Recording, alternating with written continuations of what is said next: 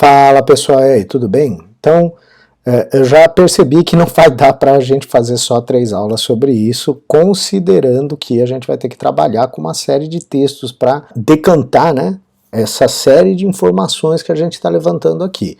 Então, provavelmente, não serão 3, serão 4 vídeos, sendo que o próximo a gente vai discutir, conversar sobre uma série de trechos para efetivamente gravar, fixar essas divisões partidárias do Segundo Reinado. Tá bom? Então, nesta parte, a gente já vai começar a pensar no fim, né, no fim do período regencial e o começo do Segundo Reinado. Né? Então, fazendo uma recapitulação, um resumo bem grande daquilo que nós já apontamos na outra aula, a ideia fundamental é que os liberais exaltados, eles não conseguiram conduzir o governo, o Estado, entre 1831 e 1840. Quem assumiu na realidade essa condução foram os liberais moderados, representados especialmente pelo Feijó, certo?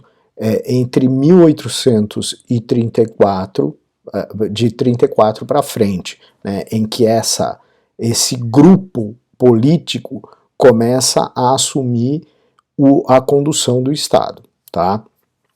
O grupo regressista, ele vai sofrer o impacto da morte de Dom Pedro I, ou seja, o seu principal objetivo vai ser colocado em xeque e a partir daí você começa uma reelaboração desse grupo político que passa a se organizar a partir do desenho que o Estado no futuro, né, com a ascensão de Dom Pedro II, deveria ter. Então, o que nós vamos encontrar?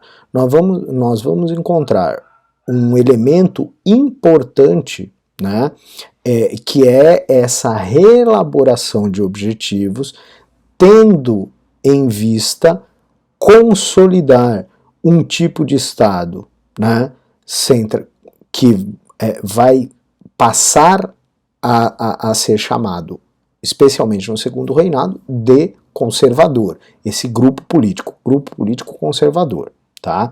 E aí o que nós vamos ter? Um governo, um desenho de governo, um desenho de Estado centralizado no imperador, em que o imperador exercesse um poder forte, ou seja, o executivo tinha que ter uma predominância sobre os demais poderes para que o exercício do poder fosse da maneira que os conservadores queriam. Né? Além disso, nós vamos ter baixa autonomia provincial e a figura do imperador sendo o símbolo da ordem, o símbolo da estabilidade que deveria reinar no país e permitir que o país avançasse econômica, política e socialmente. Essa era a concepção, vamos dizer, o núcleo da concepção do desenho de Estado que os conservadores apoiavam. É preciso sempre fazer menção à Trindade Saquarema. Nós vamos ver num trecho que eu selecionei nas próximas videoaulas, até eles serem nomeados, né? O Rodrigues Torres, o Eusébio de Queiroz, né? e o Paulino. Né? Então, este núcleo, em alguns lugares, você vai, em alguns estudos eu quero dizer, você vai acabar vinculando esse núcleo de pensamento, esse núcleo que vai articular esses regressistas com um novo propósito de 34 para frente, especialmente a partir de 1840 para frente, né, estando relacionado, inclusive, a território. Né? Então, nós poderíamos dizer o seguinte: claro está que tem 1 milhão de ECs nesse meio, naquilo que nós estamos falando. É uma primeira aproximação para a gente entender o jogo político que vai se desenrolar no Império, tá bom? Eu acho que acrescentar o dado regional, ou seja, acrescentar o dado territorial ao que nós estamos dizendo, enriquece a nossa compreensão sobre os conservadores e sobre os liberais. No entanto, se você reduzir os conservadores apenas a esse território, ou a esses territórios que nós vamos falar, inclusive vamos mencionar nos próximos trechos, né, nas próximas videoaulas, aí você incorre no erro. Por exemplo, no erro de acreditar que todos os que estavam no Rio de Janeiro eram conservadores. Por quê? Porque a Trindade Saquarema, os maiores, as maiores expressões do Partido Conservador, né, do grupo conservador, do grupo político que a gente vai passar a chamar no Segundo Reinado de conservador, eram do Rio de Janeiro. Tá? Então é muito fácil você cometer esse erro quando você faz esses reducionismos. Nós tentamos fugir disso, então nós acrescentamos informações.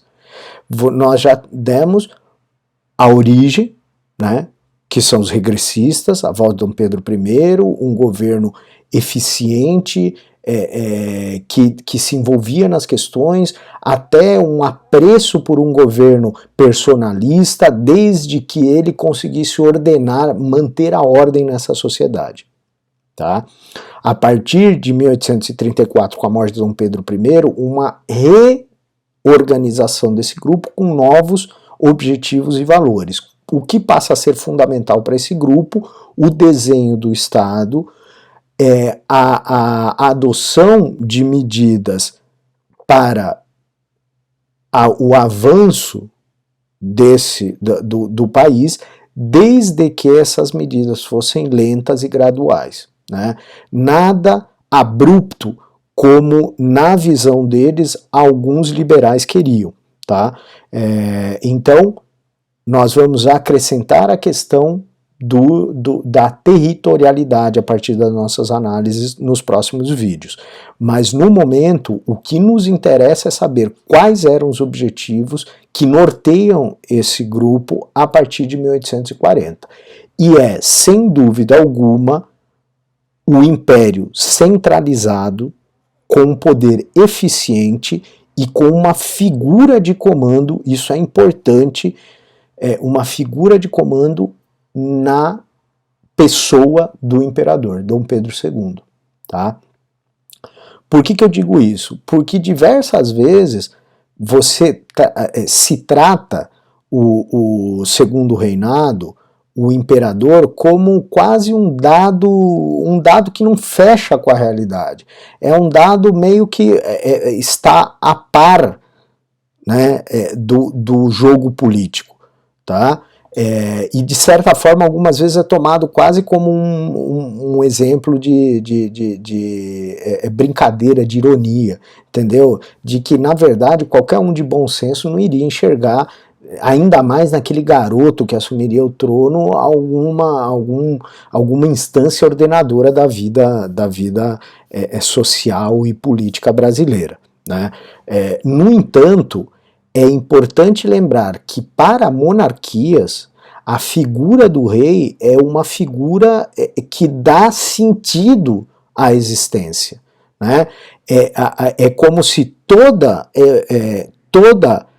todo o contexto político e social estivesse necessariamente pautado, usando muito mal a palavra, preso, como se fosse um alfinete mesmo, que desse liga a todo o restante do universo político, social e econômico brasileiro.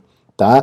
Então, nesse sentido, não de tudo que eu li sobre o Segundo Reinado, os documentos que eu avaliei e assim por diante, é importante você perder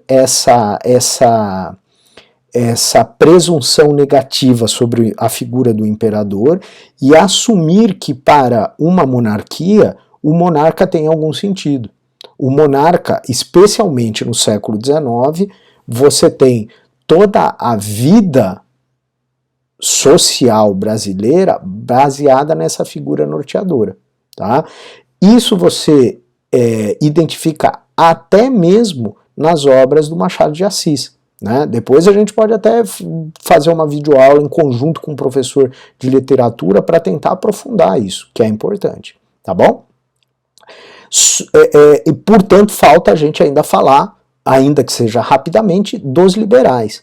Então também acho que o trabalho da Miriam aponta uma série de avanços na compreensão do que é o grupo liberal, tá?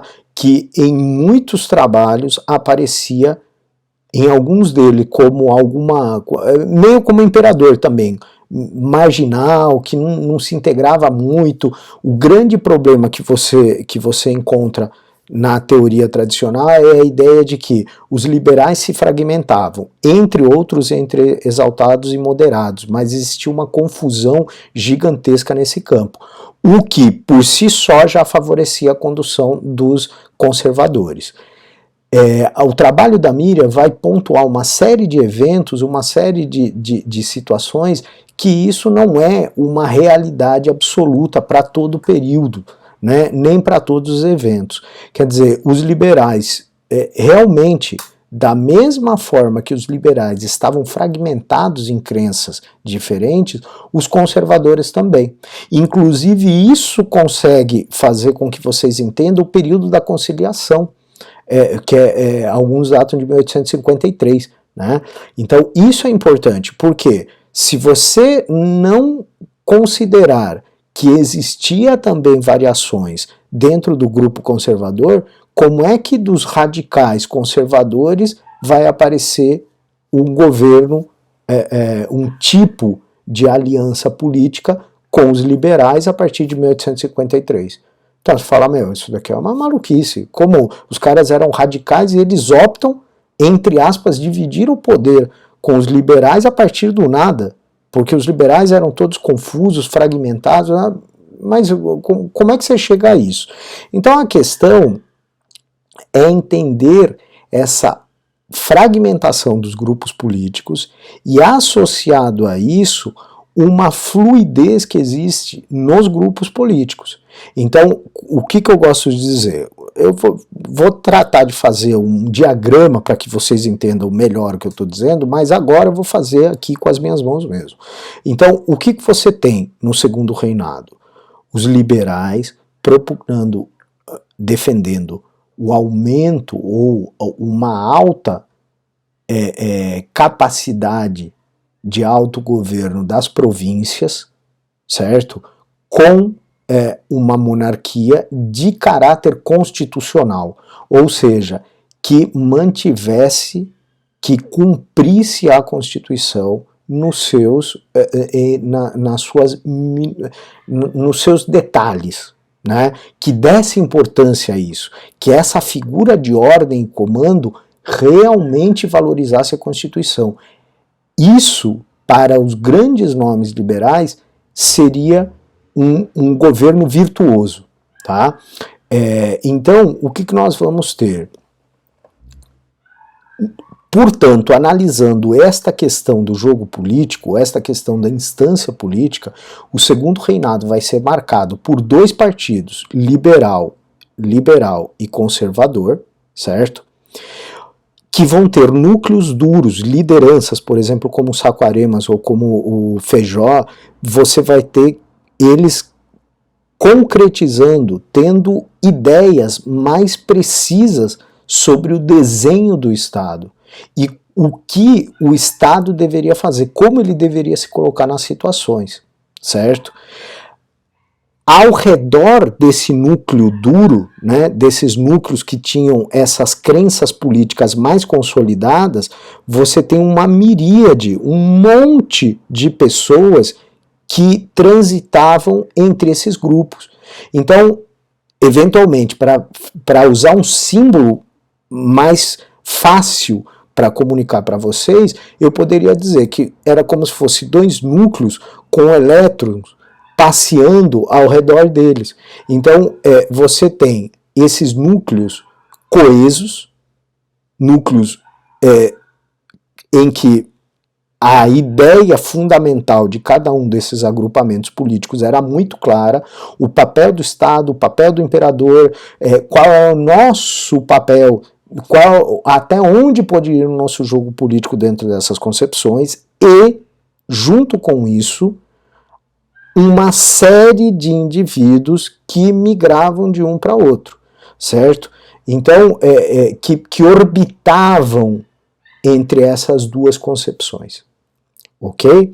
Então, acho que agora a gente consegue, através dos trechos, materializar coisas importantes na próxima videoaula, tá bom?